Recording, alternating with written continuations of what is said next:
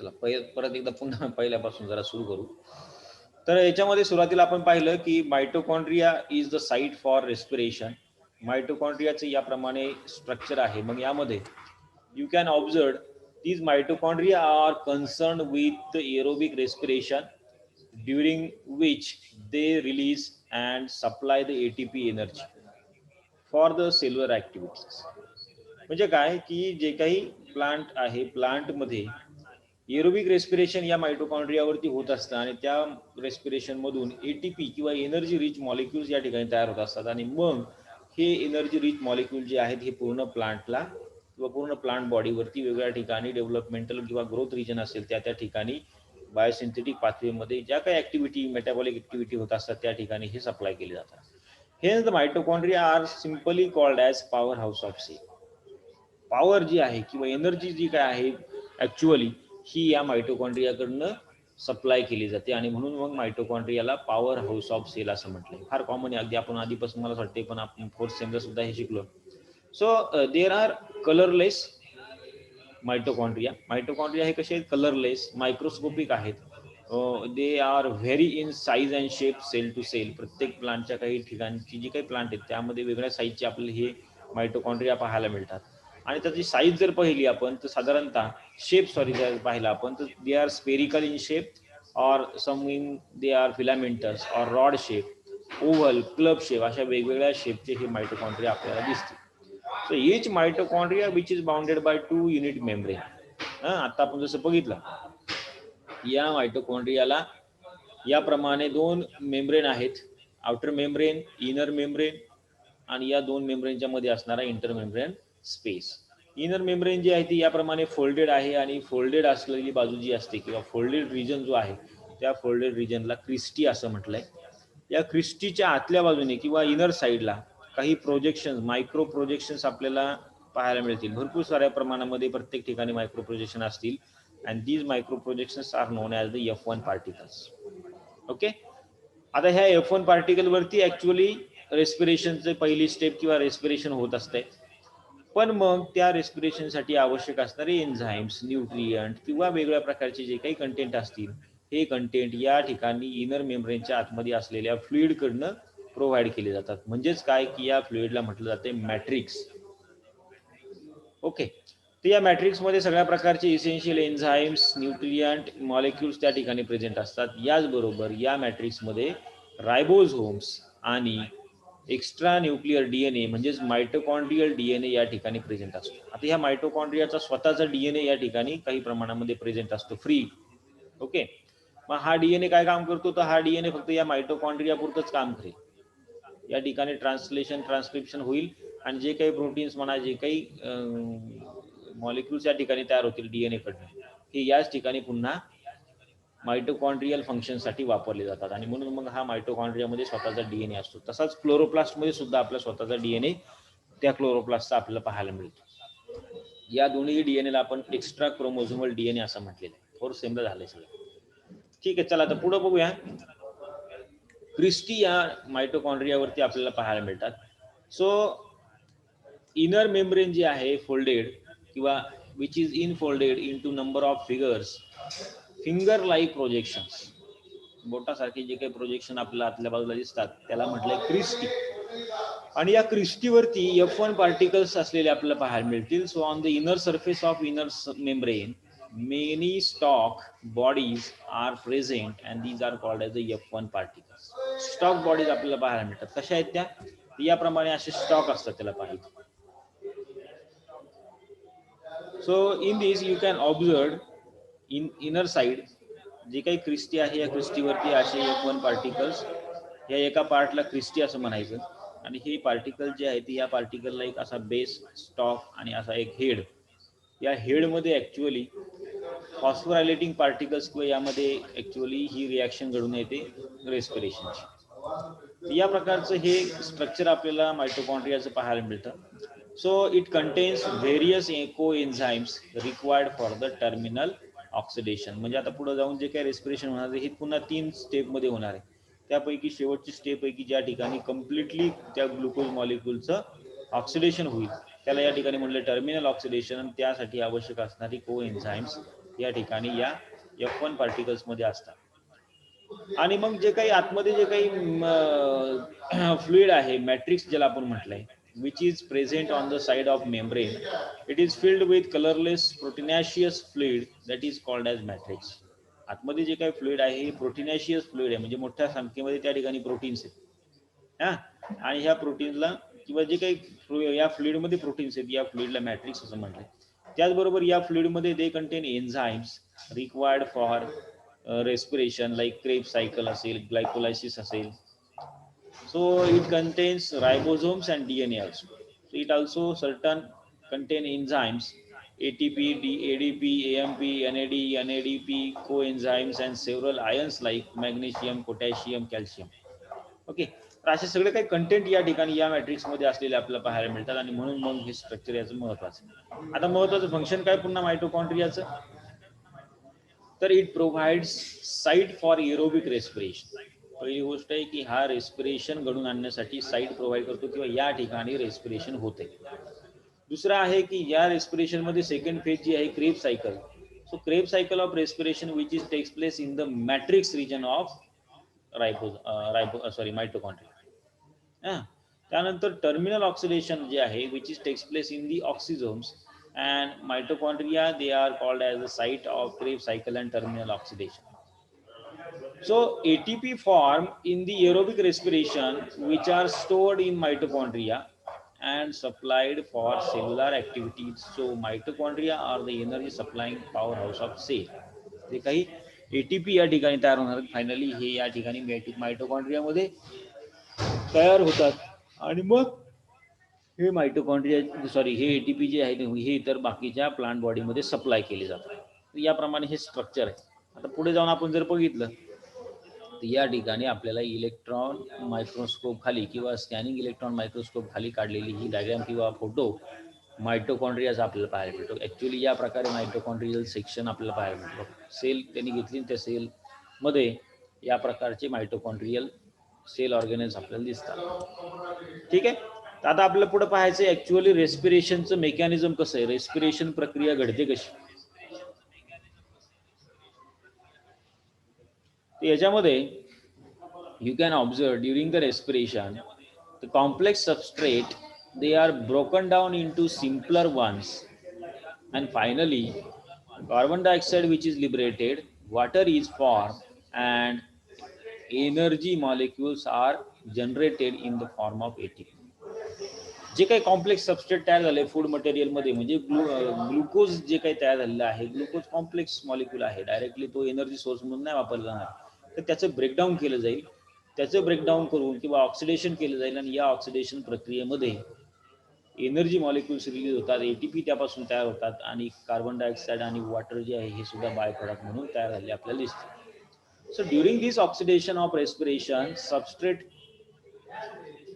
certain amount of energy is also released and major part of this energy is trapped in the form of energy rich compound such as ATP. यातली जी काही energy आहे ती पुन्हा chemical मध्ये लगेच convert केली जाते. ती केमिकल म्हणजे काय, ते ATP, adenosine triphosphate. and while remaining part which is lost in the form of heat. हे बी लक्षात घ्या, हीट जी काही जनरेट होत असते, हीट आपल्या सुद्धा शरीरामध्ये कायमस्वरूपी आपल्या शरीराचं एक टेम्परेचर आहे, 37 डिग्री सेंटीग्रेड टेम्परेचर मेंटेन ठेवलं जातं कायमस्वरूपी नॉर्मल लेवल आहे की नाही. आपल्या शरीराचं टेम्परेचर 37 डिग्री सेंटीग्रेड असतं आणि मग कमी जास्त कधी होईल त्यावेळेला जे काही नैसर्गिक बदल असतील किंवा मग शरीरामध्ये असणारे जे काही मेकॅनिझम असतील त्याच्यावरती डिपेंडंट आहे. तर याप्रमाणे रिमेनिंग पार्ट जो काय आहे एनर्जीचा याचं या ठिकाणी ऑक्सिडेशन झाल्यानंतर तो हीटच्या स्वरूपामध्ये लॉस होत असतो. So energy trap in the form of ATP molecules and they can be used in various reaction. म्हणजे काय केलं, आता ही एनर्जी ज्या ठिकाणी या ग्लुकोज मॉलिक्यूलचं ऑक्सिडेशन केल्यानंतर जी काही रिलीज होणार आहे ती काही त्या ATP मध्ये स्टोअर केली जाते, स्टोअर केली जाते केमिकल फॉर्ममध्ये आणि नंतर मग ती हव्या त्या वेळेला पुन्हा त्यातली वापरली जाते. So the oxidation of glucose to carbon dioxide and water it involves various steps किंवा सम फॉलोविंग स्टेजेस. ऑक्सिडेशन होत असताना पहा एक साधारणतः 5 स्टेप्स या ठिकाणी दाखवल्या, त्यापैकी 3 महत्त्वाच्या स्टेप्स आहेत. So this type of respiration which is aerobic respiration. Aerobic respiration आहे म्हणजेच काय, की ऑक्सिजनच्या प्रेझेन्समध्ये या ठिकाणी रेस्पिरेशन झालेलं आपल्याला दिसतं. It is completed into 4 steps and carbohydrates which is respiratory substrate. 4 महत्वाच्या स्टेप्समध्ये हे पूर्ण होतं आणि यामध्ये कार्बोहायड्रेट जे आहे हे महत्वाचं रेस्पिरेटरी सबस्ट्रेट आहे, सबस्ट्रेट म्हणून वापरला जातो. बरोबर. सुरुवातीला काय होईल, या कार्बोहायड्रेटचं किंवा ग्लुकोजचं हायड्रोलायसिस झालेलं आपल्याला पाहायला. त्यानंतर मग त्याचं ग्लायकोलायसिस होतं. आता हायड्रोलायसिस काय होतं हे पहिल्यांदा आपण पाहूया, म्हणजे लक्षात येईल आपल्या पुढे काय होते. So in respiration firstly when starch is the result food material. आता प्लांटमध्ये बघा प्रत्येक वेळेला फक्त ग्लुकोजच्याच फॉर्ममध्ये फूड मटेरियल असेल असं नाही. प्लांटमध्ये सुद्धा काय केलं जाते, ज्यावेळेला कार्बोहायड्रेट्स तयार केले जातात त्यावेळेला या कार्बोहायड्रेटचं पुन्हा रिझर्व फूड मटेरियल म्हणून त्या ठिकाणी बऱ्याच ठिकाणी स्टोअर केले जातात. मग ट्युबर्स असतील किंवा प्लांटचं स्टेम असेल, रूट असेल किंवा इतर बाकीच्या पार्टमध्ये फळं असतील, या ठिकाणी हे रिझर्व फूड मटेरियल जे आहे ते स्टोअर केलं जातं. आणि मग ज्या ज्या वेळेला आवश्यक आहे त्या त्या वेळेला या रिझर्व फूड मटेरियलला ऑक्सिडेशन करून त्यापासून एनर्जी क्रिएट केली जाते, त्याचं रेस्पिरेशन होतं. So it is the firstly this starch will get hydrolyzed in simple sugar, okay, before enters into the respiratory cycle. Respiration होण्याच्या ऍक्च्युअल रेस्पिरेशन होण्याच्या अगोदर या स्टारचं काय होणार आहे, हायड्रोलायसिस होणार आहे. म्हणजे काय होणार आहे, त्यातलं जे काही वॉटर कंटेंट असेल किंवा the process of breakdown starch into simple sugar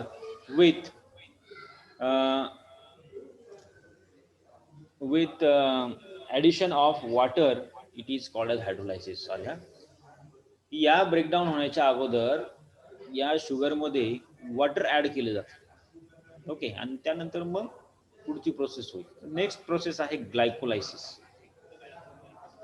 glycolysis म्हणजे काय, की हायड्रोलाइज झालेलं जे काही ग्लुकोज मॉलिक्यूल असेल किंवा याप्रमाणे स्टार्च असेल किंवा काय जे काही कार्बोहायड्रेट असतील त्याचं पुढं स्प्लिटिंग केलं जातं ॲक्च्युअली. ओके. त्याचं ब्रेकडाऊन केलं जाईल ग्लुकोजचं. Glycolysis, lysis means breakdown. Okay.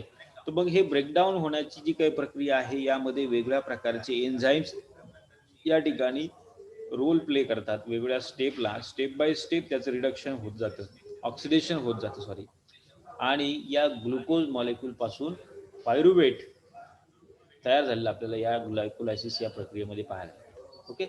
ती प्रक्रिया आपण पाहणार आहोत. त्यानंतर मग पायरुविक ऍसिड जे काही तयार होईल, या पायरुविक ऍसिडचं नंतर पुढे जाऊन पुन्हा ऑक्सिडेशन होतं. म्हणजे आता पहा, या ठिकाणी जे काही रेस्पिरेशन होतं हे टप्प्याटप्प्यानं एकच ग्लुकोज मॉलिक्यूल जो आहे तो कम्प्लिटली शेवटपर्यंत ऑक्सिडाइज केला जातो आणि त्या टप्प्याटप्प्यानं त्याच्यातनं एटीपी जे आहे ते जनरेट होतात.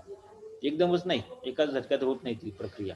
त्याच्यामध्ये सुरुवातीला पहिल्यांदा हायड्रोलायसिस होईल त्याचं, त्यानंतर मग ग्लायकोलायसिस होईल. ग्लायकोलायसिसमध्ये काही एटीपी तयार होतील, मग उरलेलं जे काही बाय प्रॉडक्ट आहे त्या बाय प्रॉडक्टचं पुन्हा ऑक्सिडेशन होईल. नंतर नेक्स्ट स्टेप आहे that is we called the Krebs cycle. या क्रेब सायकलमध्ये त्याचं काय ऑक्सिडेशन होईल, त्यातनं उरलेलं जे काही मटेरियल आहे त्याचं पुन्हा शेवटी लास्ट टर्मिनल ऑक्सिडेशन होतं, किंवा ज्याला इलेक्ट्रॉन ट्रान्सपोर्ट सिस्टीम असं म्हटलंय किंवा ऑक्सिडेटिव्ह फोटो फॉस्फोरायलेशन असं सुद्धा म्हटलेलं आहे. तर शेवटी मात्र टर्मिनल ऑक्सिडेशनमध्ये कम्प्लिटली त्या ग्लुकोज मॉलिक्यूलचं ऑक्सिडेशन होऊन जवळपास एका ग्लुकोज मॉलिक्यूल पासून 38 म्हणजे 38 एटीपी या ठिकाणी या सायकलमध्ये किंवा या पाथवेमध्ये तयार होतात. हा पूर्ण पाथवे आहे, स्टेप बाय स्टेप होत जातो. सुरुवात त्याची हायड्रोलायसिस पासून, ग्लायकोलायसिस पासून, तर नंतर शेवटी टर्मिनल ऑक्सिडेशन याप्रमाणे होत राहतं. ठीक आहे. तर याच्यामध्ये सुरुवातीला पहा, हे जे काही एरोबिक रेस्पिरेशन आहे, एरोबिक रेस्पिरेशन म्हणजे पुन्हा एकदा तुम्हाला सांगतो, it is the type of respiration in presence of oxygen. ऑक्सिजनची आवश्यकता त्या ठिकाणी असते आणि ऑक्सिजन त्या ठिकाणी वापरला जातो, ऑक्सिडेशन होतं समोरच्या सबस्ट्रेट्स. तर होतं का यामध्ये, ही प्रक्रिया जी आहे ती साहजिकच या ठिकाणी मायटोकॉन्ड्रियावरती होणार आहे, सेलमध्ये असणाऱ्या मायटोकॉन्ड्रियावरती. या मायटोकॉन्ड्रियामध्ये पहिली स्टेप होणार आहे ग्लायकोलायसिस, ज्या ठिकाणी ग्लुकोज मॉलिक्यूलचं कन्व्हर्जन पायरुवेट किंवा पायरुविक ऍसिडमध्ये होणार. पायरुविक ऍसिडमध्ये होणार आहे आणि दरम्यान NADH हे रिड्युसिंग सबस्टन्स एक तयार होणार आणि सायमल्टेनियसली या ठिकाणी काही एटीपी तयार होते. मग आता जे काही तयार झालेलं पायरुवेट आहे किंवा पायरुविक ऍसिड आहे, हे पायरुविक ऍसिड मग मायटोकॉन्ड्रियामध्ये त्या मॅट्रिक्समध्ये या ठिकाणी सिट्रिक ऍसिड सायकल किंवा ज्याला आपण म्हटलंय कॅल्विन सॉरी क्रेब सायकल, या क्रेब सायकलच्या दरम्यान हे पायरुविक ऍसिड वापरलं जातं, त्याचं पुन्हा या ठिकाणी ऑक्सिडेशन केलं जातं आणि या दरम्यान काही एटीपी तयार होतात आणि मग त्यापासून जे काही NADH किंवा FADH2 असे मॉलिक्यूल जे काही तयार होणार आहेत याचं पुन्हा ऑक्सिडेशन केलं जातं फायनल स्टेपमध्ये, दॅट इज टर्मिनल ऑक्सिडेशन किंवा ऑक्सिडेटिव्ह फॉस्फोरायलेशन किंवा इलेक्ट्रॉन ट्रान्सपोर्ट चेन असं त्याला म्हटलंय. यामध्ये शेवटी पुन्हा याचं ऑक्सिडेशन केलं जातं आणि मग यापासून एटीपी तयार केले जातात. तर अशी टोटल एक ग्लुकोज मॉलिक्यूल जो आहे तो हा वेगळ्या स्टेपच्या थ्रू पास होतो आणि त्याचं ऑक्सिडेशन करून याप्रमाणे एटीपी तयार केले जातात. ठीक आहे. पुन्हा एकदा डायग्राम मध्ये सुद्धा आपण आणखी सिंपल सांगितलं की पहिली स्टेप आहे ग्लायकोलायसिस, की ही मायटोकॉन्ड्रियाच्या बाहेर होते. ग्लुकोज मॉलिक्यूलला सिंपली ब्रेकडाऊन केलं जाते पायरुवेटमध्ये, पायरुविक ऍसिडमध्ये आणि या दरम्यान एक साधारणतः एटीपी तयार होतात.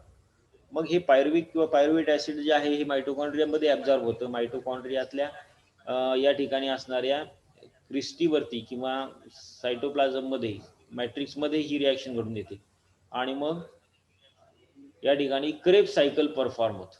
क्रेब सायकलच्या थ्रू याचं ऑक्सिडेशन होईल. क्रेब सायकलमधून तयार झालेलं जे काही बाय प्रोडक्ट आहे FADH किंवा NADH that will be further words oxidise in electron transport chain. त्याला नाव दिली मग इथे या ठिकाणी केमी ऑस्मॉसिस आणि मग फायनली याप्रमाणे असे 38 ATPs या ठिकाणी तयार होतात. फायनल स्टेपमध्ये जास्तीत जास्त ATP तयार होतात बघा. 32 ATP या इलेक्ट्रॉन ट्रान्सपोर्ट चेनमध्ये किंवा टर्मिनल ऑक्सिडेशन जे आहे या टर्मिनल ऑक्सिडेशनमध्येच झालेले दिसतात. दुसरी आहे क्रेब सायकल आणि फर्स्ट फेज आहे ग्लायकोलायसिस. अशा प्रकारे हे सगळं काही रेस्पिरेशन झालेलं आपल्याला पाहायला मिळतं. आता थोडीशी मोठी प्रोसेस आहे, आपण स्टेप बाय स्टेप बघणार. सुरुवातीला आता पहा ग्लायकोलायसिस कसं होतं. So firstly in glycolysis it is the first step of respiration and during this one molecule of glucose is completely oxidized into two molecules of pyruvic acid. Completely म्हणजे याचा अर्थ काय की त्याचं कन्व्हर्जन किंवा त्याचं स्प्लिटिंग या ठिकाणी दोन पायरुविक ऍसिडच्या मॉलिक्यूलमध्ये केलं जातं.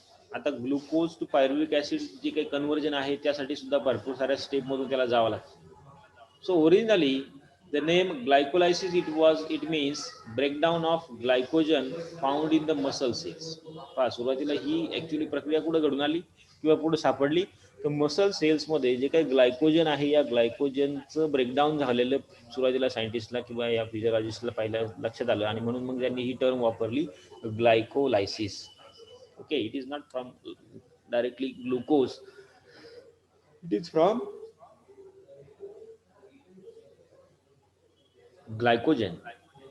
ग्लायकोजनचं ब्रेकडाऊन या ठिकाणी होतं आणि त्यापासून मग याप्रमाणे पायरुविक ऍसिड्स तयार झाले आपल्याला दिसतात.